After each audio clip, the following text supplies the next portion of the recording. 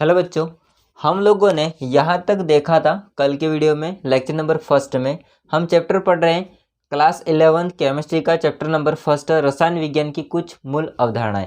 इसमें हम लोगों ने यहाँ तक देखा था, ये आपको मैंने बोला था चार्ट याद करने के लिए, तो आप लोग याद करके आए होंगे। अब दोस्तों ये जो होता है यहाँ से फिर हम लोग आगे कंटिन्यू करते हैं लेक्चर नंबर 2 में सेकेंड वीडियो में। एक बार मैं वापस रिवाइज करवा देता हूँ इसको। देखिए दोस्तों, हमने देखा था भौतिक अवस्थाएं, पदार्थ या द्रव्य की भौतिक अवस्थाएं या भौतिक अवस्था के आधार पर पदार्थ होते हुए 3 प्रकार के होते थे, ठीक है, ठोस, द्रव, गैस। इसके बारे में पढ़ा। फिर हमने देखा आगे तो द्रव्य का यानी कि पदार्थ का वर्गीकरण किया संगठन के आधार पर। और संगठन के आधार पर दोस्तों ये 2 टाइप के होते हैं, शुद्ध पदार्थ प्योर सब्सटेंस और दूसरा हो जाएगा अशुद्ध पदार्थ इम्प्योर सब्सटेंस या मिश्रण होता है। शुद्ध पदार्थ प्योर सब्सटेंस के 2 टाइप हो जाएंगे। फर्स्ट हो जाएगा तत्व एलिमेंट्स और सेकंड होता है यौगिक कंपाउंड्स। अब जो आपका एलिमेंट्स होता है इनके 3 टाइप हो जाएंगे, धातु, मेटल्स, अधातु, नॉन मेटल्स, तीसरा हो जाएगा उपधातु, मेटेलॉइड्स।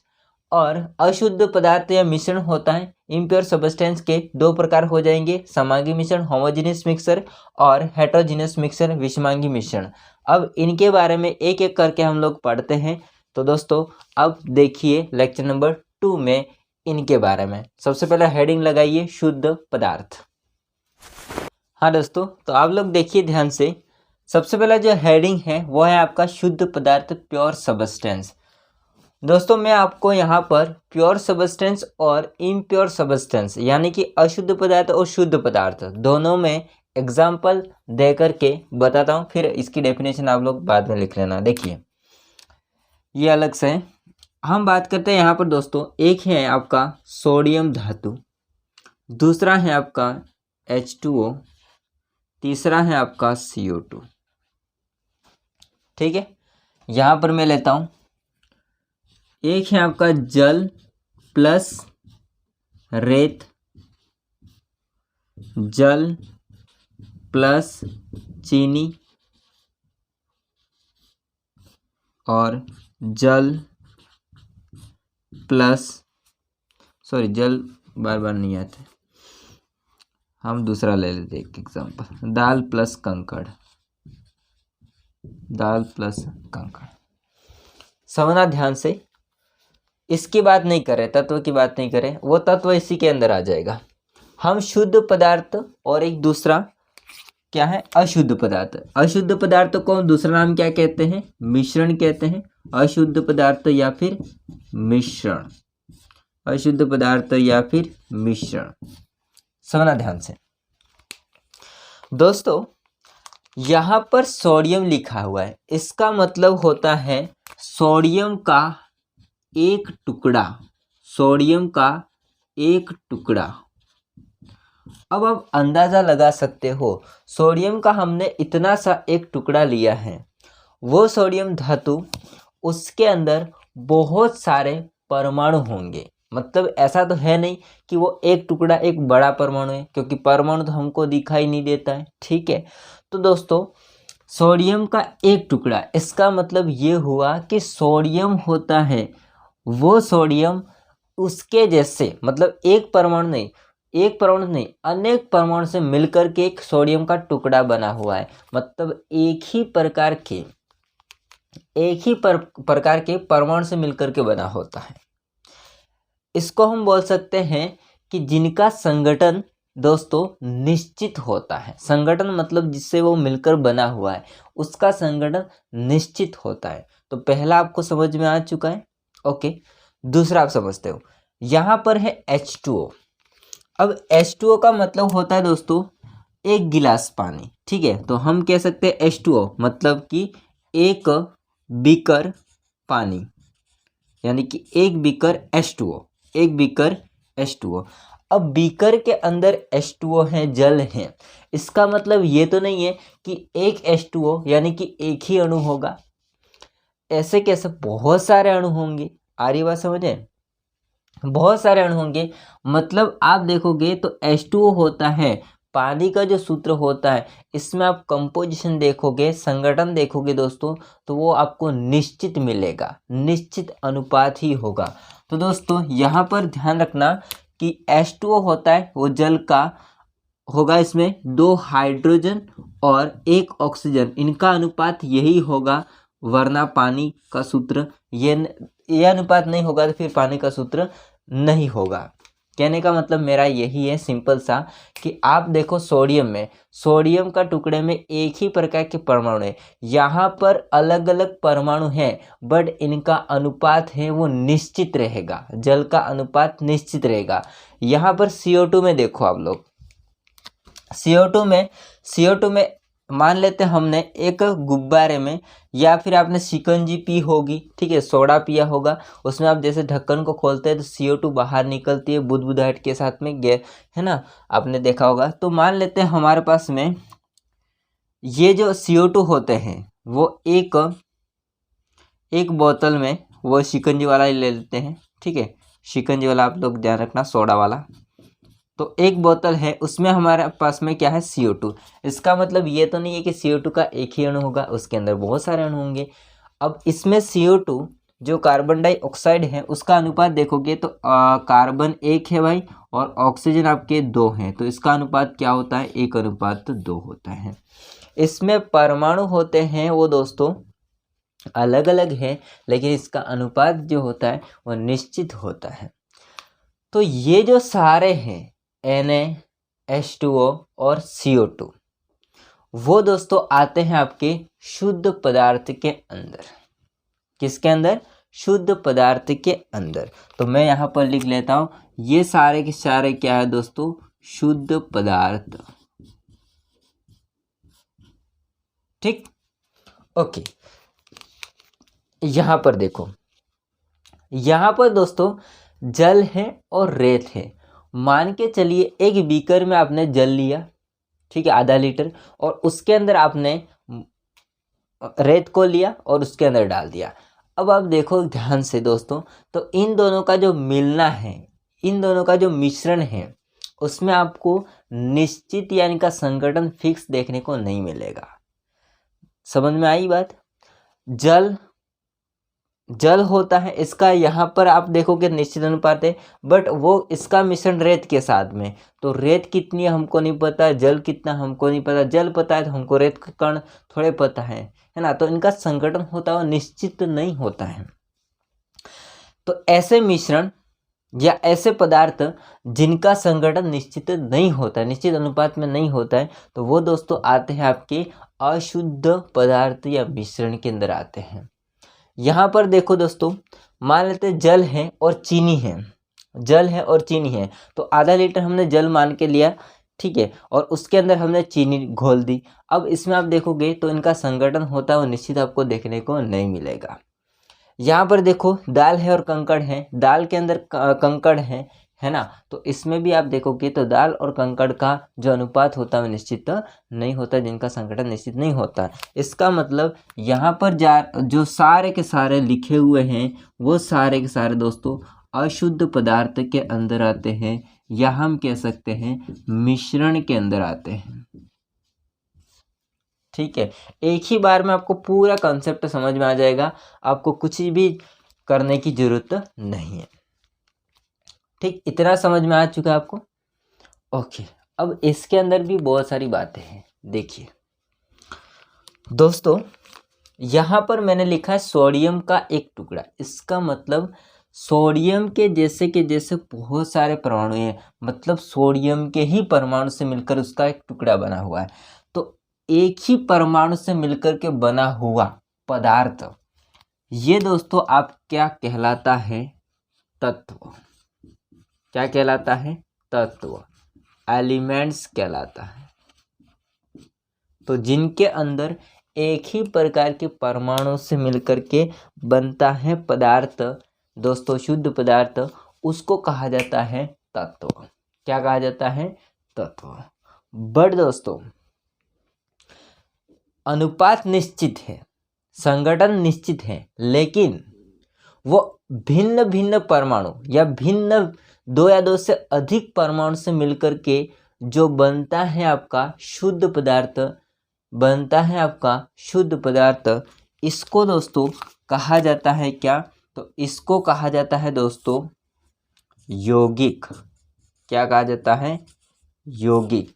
भाई साहब समझना ध्यान से, इनका अनुपात फिक्स है, बट ये भिन्न भिन्न दो या दो से अधिक परमाणु से मिलकर के बने हुए हैं, इस कारण से इनको कहा जाता है कंपाउंड, यानी कि यौगिक कहा जाता है।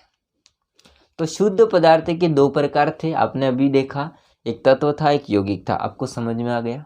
अब तत्व के धातु, अधातु और उपधातु वो अलग से हम देखेंगे, बस इतना आपको समझ में आना चाहिए।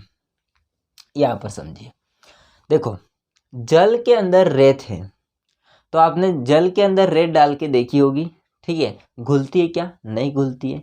इसका मतलब आप जल और रेत, इसका मिश्रण को पहचान सकते हो, इसके मिश्रण को आप देख सकते हो, मतलब पूरी तरह से घुलता नहीं है। ऐसे जो मिश्रण होते दोस्तों, वो मिश्रण आपके कहलाते हैं क्या? विषमांगी मिश्रण कहलाते हैं। ऐसे जो मिश्रण होते हैं वो कौन से मिश्रण कहलाते हैं दोस्तों? विषमांगी मिश्रण कहते हैं। अब इसमें ये भी है, दाल प्लस कंकड़, आप कंकड़ को देख सकते हैं दाल के अंदर, इसका मतलब ये पूरी तरह से नहीं घुला हुआ है, तो ये भी कौन सा मिश्रण हो जाएगा? विषमांगी मिश्रण। अब एक रहा बात ये, अब दोस्तों जल के अंदर चीनी को घोलना है, सिंपल भाषा में कहूँ तो जल लेना है, उसके अंदर शक्कर है ना, चीनी को घोलना है, और आपको घोलते रहना है जब तक चीनी खत्म नहीं हो जाए। तो आप देखो कि दोस्तों चीनी होती है पानी के अंदर बिल्कुल तरीके से पूरी तरह से घुल जाती है। इसका मतलब आप देखोगे तो आपको पता नहीं चलेगा बाहर से कि इसके अंदर क्या घुला हुआ है। इसका मतलब प्रत्येक भाग में जो मिश्रण है ना, प्रत्येक भाग में जो चीनी का संगठन है जल के अंदर, वो कैसा है दोस्तों? एक समान है। मैं यहाँ पर ये वर्ड यूज नहीं कर रहा हूँ निश्चित है, ये नहीं कह रहा हूँ कि जो आपका घुला हुआ भाग है ना, जो चीनी है वो प्रत्येक भाग में घुली हुई है। इसका मतलब इस प्रकार का जो मिश्रण होता है वो दोस्तों आपका कहलाता है समांगी मिश्रण। इनका संगठन निश्चित नहीं है, बट दोस्तों घुला हुआ भाग है वो प्रत्येक भाग में घुल चुका है, ठीक है, तो ये कहलाता है समांगी मिश्रण। तो आपने देखा होगा मिश्रण में मैंने आपको दो बातें बताई थी, मतलब मिश्रण में दो प्रकार बताए थे, एक बताया था समांगी मिश्रण और दूसरा विषमांगी मिश्रण। यहाँ से आपका क्लियर हो गया। ओके, आगे मैं समझाऊंगा, अभी बस आपको थोड़ा डेमो बता दिया क्या है कि इस प्रकार से है वो। आप यदि इसका स्क्रीनशॉट लेना चाहते हो, इसका केवल इसका, ठीक है, ऊपर वाला तो अभी बाकी आधा है, ये वाला केवल इसका लिखना चाहते हैं लिख सकते हो, मैं मिटा रहा उसको। हाँ दोस्तों, इसकी डेफिनेशन होता है, इसको पढ़ लीजिए आप लोग। शुद्ध पदार्थ होता है, प्योर सब्सटेंस होता है, इसका डेफिनेशन है जिन पदार्थों का संगठन हमेशा निश्चित रहता है।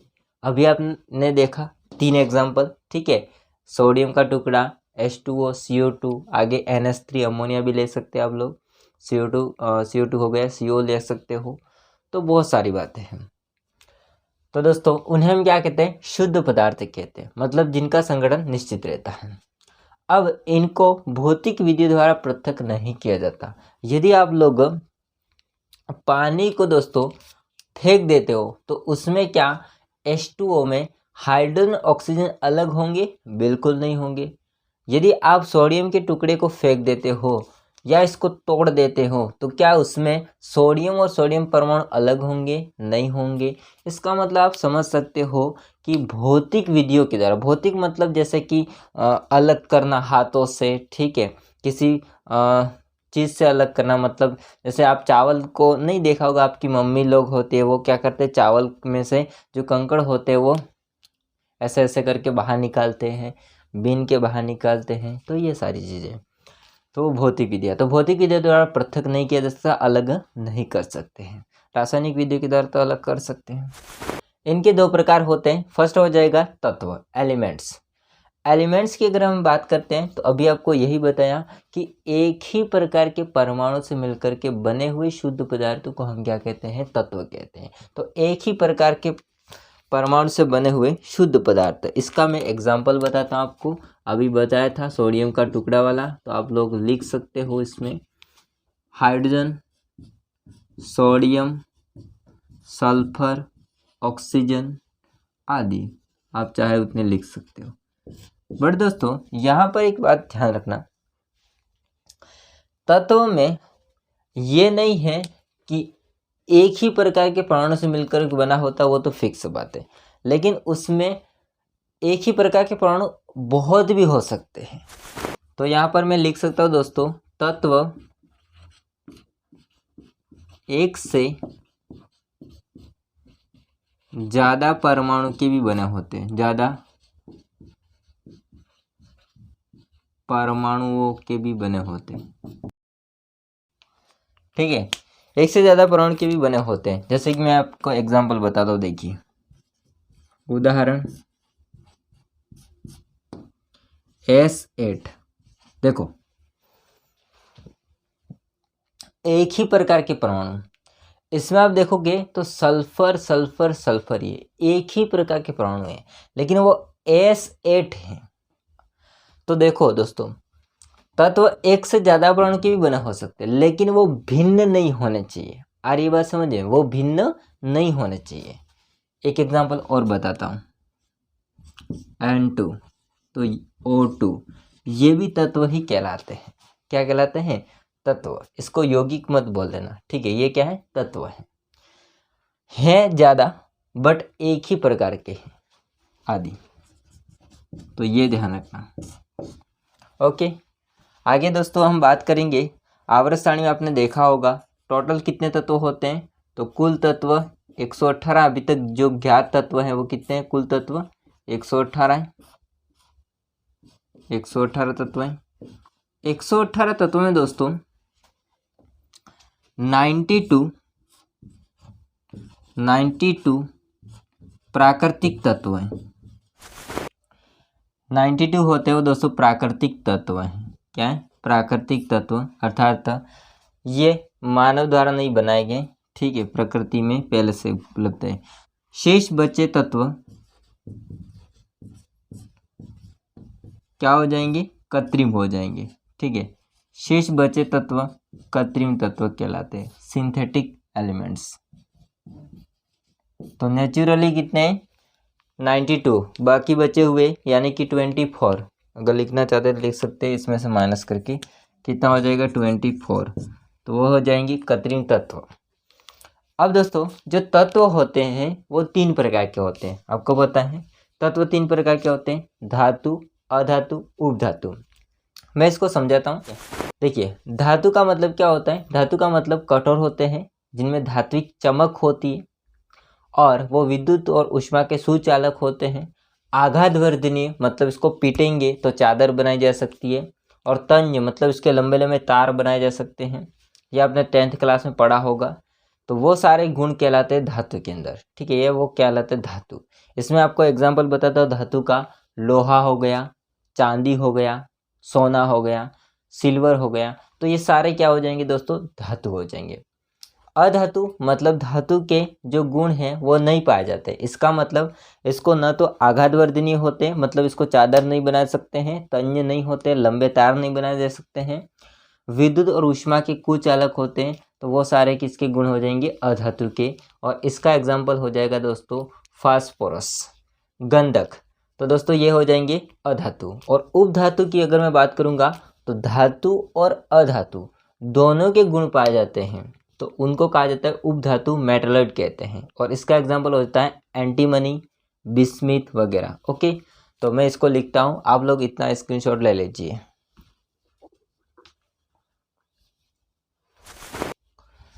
दोस्तों देखिए तत्व होते हैं, इसके 3 प्रकार होते हैं, आपको पता है। एक है धातु मेटल्स, दूसरा है अधातु नॉन मेटल्स, और उपधातु मेटलॉइड्स।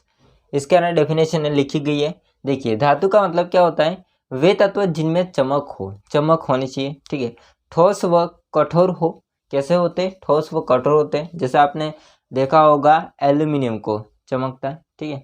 देखा होगा चांदी को चमकता है, सोना, लोहा, तो उसमें आपको थोड़ी थोड़ी चमक देखने को मिल सकती है, ठीक है। तो वे तत्व जिनमें चमक हो, साथ में कैसे होते हैं? ठोस व कठोर हो, जिनके गलनांक और क्वथनांक कैसे होते हैं? उच्च होते हैं। जो गलनांक और क्वथनांक होते हैं वो कैसे होते हैं? उच्च होते हैं। तो उनको क्या कहते हैं दोस्तों, धातु कहते हैं। आघातवर्धिनी मतलब इसको चादर बना सकते हैं हम लोग पीट करके। तन्य मतलब इसको खींच करके तार बना सकते हैं। तो ये सारे क्या कहलाते हैं, धातु कहलाते हैं। उदाहरण है चांदी, सोना, लोहा। ठीक, नेक्स्ट हो जाएगा अधातु, नॉन मेटल्स। अब जो भी गुण आपके धातु के अंदर हैं वो गुण नहीं होते तो वो क्या कहलाते हैं, अधातु कहलाते हैं। इसमें कुछ अपवाद भी होते हैं, बट बस आप इतना ध्यान रखिए कि धातु के गुण होते हैं वो नहीं होते तो अधातु कहलाते हैं। आघातवर्ती और तन्य नहीं होती है तो ये सारे क्या हो जाएंगे, धातु हो जाएंगे। इसमें एग्जाम्पल है गंधक, फास्फोरस। गंधक और फास्फोरस एग्जाम्पल हो जाएगा। ठीक है, नेक्स्ट हो जाएगा उपधातु, मेटेलॉइड्स। इसमें नाम से ही पता है आपको कि धातु और अधातु दोनों के गुण पाए जाते हैं तो उसे हम क्या कहते हैं, उपधातु कहते हैं। ठीक है, दोनों के गुण पाए जाते हैं। आर्सेनिक, एंटीमनी, बिस्मिथ, ये इसके एग्जाम्पल हो जाएंगे। ठीक है दोस्तों, तो ये तो था तत्व, शुद्ध पदार्थ का फर्स्ट जो प्रकार था वो तत्व था। अब सेकेंड प्रकार उसका है यौगिक। ये शुद्ध पदार्थ के अंदर ही आता है यौगिक। यौगिक में आपको एग्जाम्पल मैंने बताया था आगे, H2O, CO2 वगैरह, मतलब जिनका संगठन निश्चित है, फिक्स है, बट उसमें जो परमाणु हैं वो भिन्न है या दो या दो से अधिक हैं। तो भिन्न परमाणु दो या दो से अधिक हैं, उनसे मिलकर के निश्चित अनुपात में मिलते हैं तो उससे क्या बनता है, यौगिक बनता है। डेफिनेशन है, जब भिन्न तत्व के दो या दो से अधिक परमाणु एक निश्चित अनुपात में संयोजित होते हैं तब क्या बनता है दोस्तों, यौगिक का एक अणु प्राप्त होता है। इसका एग्जाम्पल है H2O, CO2, NH3। अब यहाँ पर ध्यान रखना, H2O है, जल है, इसका अनुपात हमेशा यही रहेगा, हाइड्रोजन 2 और ऑक्सीजन 1। CO2 में कार्बन 1 और ऑक्सीजन 2। NH3 में नाइट्रोजन 1 और हाइड्रोजन 3। तो इनका अनुपात होता है फिक्स रहेगा। H2O का सूत्र ये नहीं होगा, H2 का सूत्र ये नहीं होगा, H2O8 ऐसा नहीं होगा, H2N2 ये नहीं होगा। ठीक है, ये सूत्र नहीं होता है, इसका फिक्स है कि हाइड्रोजन है वो 2 होंगे, ऑक्सीजन होगा 1 होगा, तब ही जल बनेगा। इसका मतलब परमाणु तो 2 या 2 से अधिक हैं बट वो निश्चित अनुपात में मिले हुए हैं, तो ये बना हुआ है आपका यौगिक, ये बना हुआ आपका यौगिक। ओके, तो दोस्तों ये थे शुद्ध पदार्थ के प्रकार। अब हम समझते हैं अशुद्ध पदार्थ अर्थात मिश्रण और उसके दो प्रकार, समांगी और विषमांगी मिश्रण। आप लोग इतना स्क्रीनशॉट ले लीजिए। हाँ दोस्तों, जो लास्ट आपका है वो है सेकंड, अशुद्ध पदार्थ मिश्रण, इम्प्योर सबस्टेंस या मिक्सर। इसको मैंने आपको 3 एग्जाम्पल लेकर के बताया था। ठीक है, चीनी प्लस जल, कंकड़ प्लस दाल और रेत प्लस जल, है ना, आपको पता होगा। 3 एग्जाम्पल लेकर मैंने बताया था। देखो, मिश्रण या इम्प्योर सबस्टेंस का मतलब क्या होता है। इसका मतलब सिंपल है कि जो आपका शुद्ध पदार्थ में संगठन कैसा था, निश्चित था, बट इसमें संगठन होता है वो निश्चित नहीं होता है। इसका मतलब इसमें तत्व और यौगिक होते हैं वो किसी भी अनुपात में मिले होते हैं। तत्व यौगिक होते हैं वो किसी भी अनुपात में मिले होते हैं। तो इनको हम क्या कहते हैं दोस्तों, मिश्रण या अशुद्ध पदार्थ कहते हैं। डेफिनेशन पढ़िए, 2 या 2 से अधिक तत्वों या यौगिकों को किसी भी अनुपात में मिलाने पर जो अशुद्ध और विषमांगी द्रव्य मतलब पदार्थ प्राप्त होता है तो उसे हम क्या कहते हैं, अशुद्ध पदार्थ या मिश्रण कहते हैं। ठीक है, जैसे मैं आपको एग्जांपल बताता हूँ, चीनी में होती है वो जल में डाल दो, किसी भी अनुपात में मिला होता है। रेत होती है, इसको पानी में डुबा दो, ठीक है, तो वो भी किसी भी अनुपात में मिला हो सकता है। मतलब कि उसमें कोई निश्चित अनुपात नहीं होता है। ओके, तो वो क्या कहलाते हैं दोस्तों, अशुद्ध पदार्थ कहलाते हैं। अब इसमें बात ये आती है कि कौन सा किस में घुल जाता है पूरी तरह से, उस पर फिर वो 2 टाइप के होते हैं। मतलब ये अशुद्ध पदार्थ 2 टाइप के होते हैं, एक है समांगी मिश्रण और दूसरा है विषमांगी मिश्रण। मैं आपको एक ही एग्जांपल से क्लियर कर देता हूँ। देखिए, हम क्या करेंगे, एक बीकर लेंगे, उस बीकर में हमने जल लिया, ठीक है, ये क्या है, जल है, और हमने से बाहर से ऐड किया शक्कर को। किसको ऐड किया, शक्कर को। चाहे तो आप शक्कर की जगह नमक भी ले सकते हो, NaCl भी ले सकते हो, नमक, ठीक है, साधारण नमक। हमने क्या किया, इसको फिर शेक किया यानी कि घोल दिया। घोलने के पश्चात दोस्तों आपको पता नहीं है, आपका 2 फ्रेंड है, एक फ्रेंड ने इसको घोल दिया। अब वो फ्रेंड क्या करता है, दूसरे फ्रेंड के सामने इसको रख देता है ना, जो कांच वाला बीकर होता है उसमें, और उसको कहता है कि इसमें क्या घुला हुआ है। पता नहीं उसको, बिल्कुल क्या घुला है उसको पता ही नहीं है, तो वो क्या बोलेगा, पानी है केवल। क्या बोलेगा, पानी है केवल। इसका मतलब ये हुआ कि आपका नमक या शक्कर होता है वो जल में पूरी तरह से घुल चुका है। बट दोस्तों आपको वो दोस्तों कहेगा जो जिसने घोला है वो उसको कि आप टेस्ट करो, तो वो दोस्तों इसमें चम्मच डालेगा या फिर सीधा पिए, जो भी है, तो वो टेस्ट करेगा। तो टेस्ट करेगा तो उसको या तो शक्कर डालिए तो मीठा लगेगा, या फिर NaCl डाला तो कैसा लगेगा, नमकीन लगेगा। तो दोस्तों उसने पिया तो उसमें कहीं कम कहीं ज़्यादा ऐसा नहीं टेस्ट आया, बिल्कुल समान टेस्ट आया। इसका मतलब जो शक्कर या नमक है वो जल के अंदर प्रत्येक भाग में एक समान घुली हुई है। बट इसको बाहर से देखने पर इसको हम पृथक नहीं कर सकते। तो जो इस प्रकार का मिश्रण होता है वो कहलाता है समांगी मिश्रण। क्या कहलाता है, समांगी मिश्रण। डेफिनेशन पढ़िए, जब मिश्रण के प्रत्येक भाग के सभी गुण या सभी घटक एक समान होते हैं, ठीक है, प्रत्येक भाग में घुली हुई है, तथा मिश्रण में उपस्थित विभिन्न अवयवों को पृथक रूप से देखा जा सकता या देखा नहीं जा सकता। तो इसको हम ऐसे देखेंगे, तो आपको मैंने अभी एग्जांपल बताया 2 फ्रेंड वाला, वही बात है कि इसको आप देखोगे तो आपको पृथक रूप से दिखाई नहीं देगा कि उसमें क्या घुला हुआ है। इस प्रकार का जो मिश्रण बनता है उसे हम समांगी मिश्रण कहते हैं। एग्जाम्पल है नमक प्लस जल का मिश्रण, अल्कोहल प्लस जल का मिश्रण, दारू प्लस जल इसका मिश्रण, वायु मतलब देखिए वायु में बहुत सारी गैसें भी घुली होती है, साथ में मिट्टी के कण भी घुले होते हैं। इसका मतलब आप समझ सकते हैं कि वायु में सारी चीज़ें, बट आपको वायु में वो कहीं दिखाई नहीं देती, धूल के कण भी दिखाई नहीं देते हैं। आ रही बात समझे, तो वो समांगी मिश्रण हो जाएगा। विषमांगी में समझते, देखिए एक एग्जाम्पल लेते हैं, वैसा का वैसा ही। एक बीकर लिया, उस बीकर के अंदर हम लोगों ने जल भर दिया, उस जल के अंदर हम लोगों ने मान लेते हैं रेत को डाल दिया। चाहे आप रेत डाल सकते हो, चाहे आप तेल भी डाल सकते हो, ध्यान रखना ये भी एक प्रकार का विषमांगी होगा। तेल, जैसा हमने कंकड़ हैं चाहे ये दोनों मिला दो, सल्फर कार्बन है, रेत जल है, तो मिला दो इसके अंदर, घोलो, घुलेगा नहीं घुलेगा। और इसको आपको वह फ्रेंड जिसने घुला है वो दूसरे फ्रेंड को जाके बोलेगा कि इसमें क्या है, तो वो आराम से देख कर के पहचान लेगा कि भाई इस पानी के अंदर रेत है या फिर तेल के बूंदे हैं।